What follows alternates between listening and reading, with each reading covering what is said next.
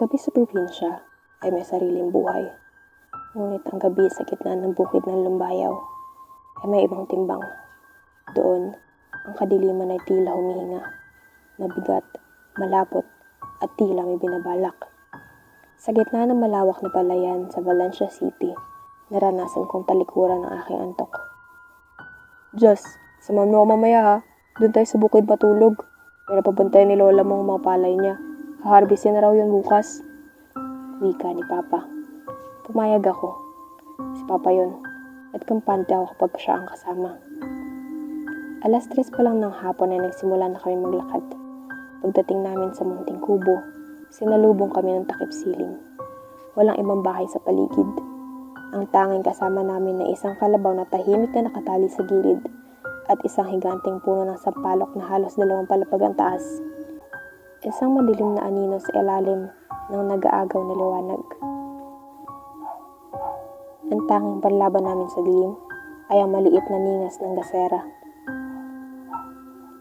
Nang tuluyan ng lamunin ng gabi ang paligid, nagsimula na mag-inom si Papa. Alam kong pampatulog niya yun para hindi siya mabulabog ng ingay, kaya hinayaan ko na lang. Hindi nagtagal, mahimbing na ang tulog ni Papa. Pinatay ko ang gasera, ngunit sa gitna ng kadiliman, nananatili akong gising. Hating gabi, hindi ako mapakali.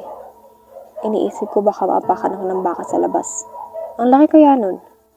17 taong gulang na ako. Binata na. At hindi na naniniwala sa mga kwento ng tiktik o aswang. Pero sinubok ng gabi ngayon ang tapang ko. Isang malakas na lagabog ang yumanig sa bubong ng kubo. Tila may malaking bagay na tumalon mula sa puno ng sampalok. Nanigas ako. Hindi ako makapagsalita. Kinukurot ko na si Papa pero sadyang malalim ang tulog dahil sa alak. Maya-maya pa, isa pang malakas na lagabog ang narinig ko. Lintik. Nagdala pa ng kasama. Sigaw ng utak ko. Narinig ko ang bawat kalaskos ng kanilang mga kuko sa bubungan.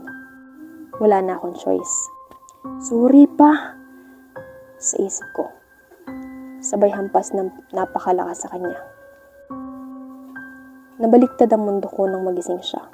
Sa halip na kumuha ng itako-itaboy ang mga kung ano man ang nasa itaas, ang lumabas sa balbig niya ay, iyaan mo yan. Di tayo gagalawin yan.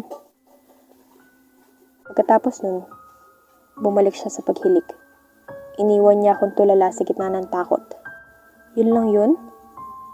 Hindi ko na malayan kung kailan sila umalis. Basta't nanatili akong dilat hanggang sumikat ang araw.